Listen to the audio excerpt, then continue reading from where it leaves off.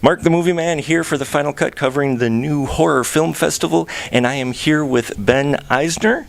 Yep. I directed Eat at Joe's. And he directed Eat at Joe's. Eat at Joe's is showing here at the New Horror Film Festival.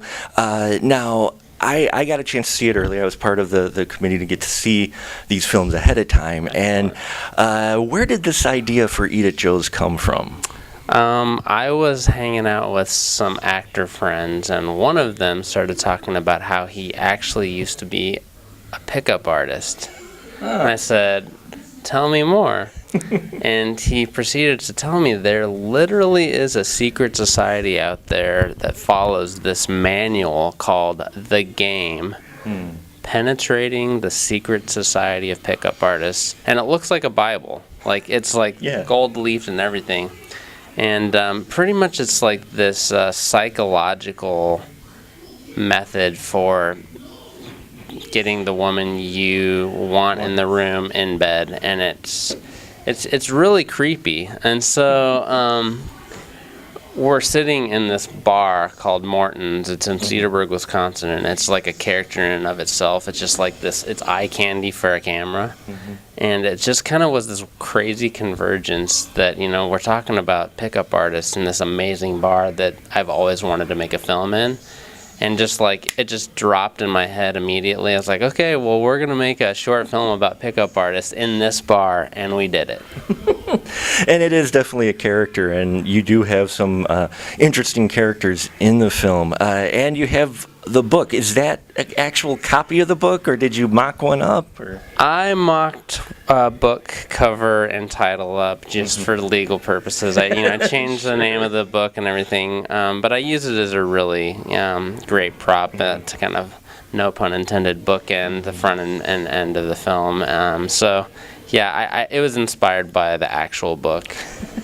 Now, the characters you came up with, were these happen to be people that you've known in the past, or were you just playing maybe to a couple stereotypes? Because you have a bunch of bro guys ready to just pick up some women in this film. Yeah, I'm glad you actually identified the bro guys. I think what it started with was the high-level idea of two kind of big city pickup artist descending on a small town bar, you know, kind of the masters, you know, has his understudy, and just he wants to take him where there's low-hanging fruit in a small town, you know, so he's teaching him the ropes type of thing.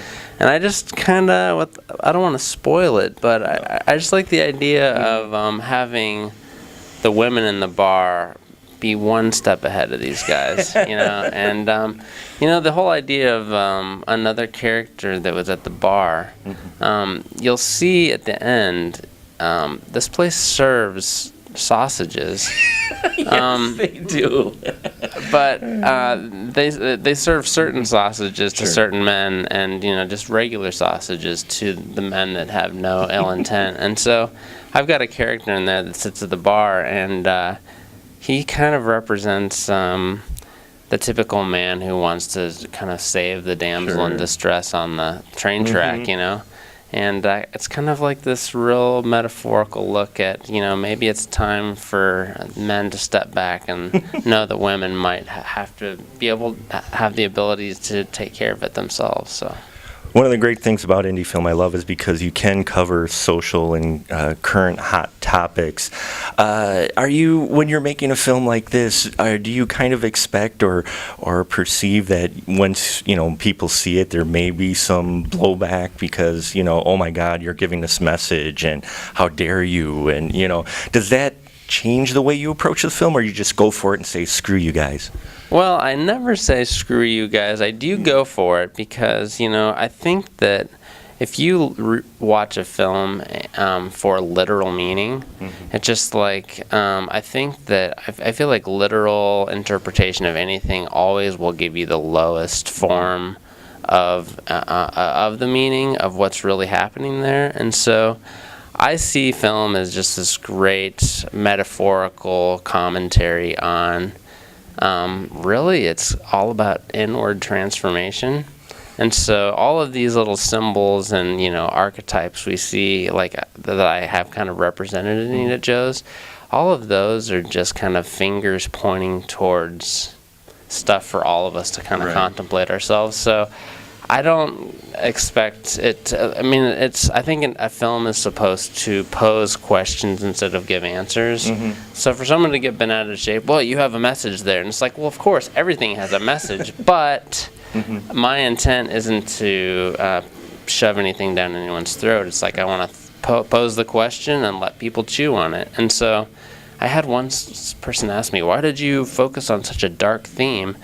And I don't see it as a dark theme. I see it actually as a very redemptive theme, because there's something for all of us to step back and contemplate. We can dream interpretations. You know, if we have a dream, people always think, well, they think literal. Sure. But I've heard that you are supposed to put yourself in every single character's position in the dream, and that is another representation of yourself. So how does that character represent me? So nice.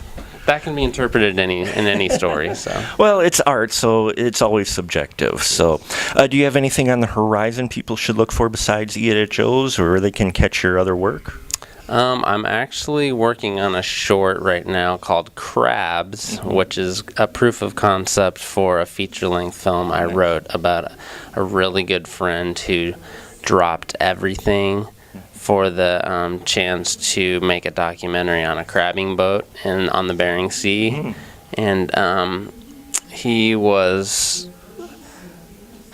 5 of 6 people that died on that boat on opening day. And so, but he was just kind of one of those people that everyone hung on every word he said, and he kind of represented the kind of person who said no to convention and held out for the greater call of adventure and dreaming big. And so that friend drew out the dreamer in me, and so I've been wanting to make a film about him for a long time. So this short film is called Crabs, and we're working on getting into pre-production soon. Great. Well, I appreciate your time. Thank you very much. Thank you so much. You bet.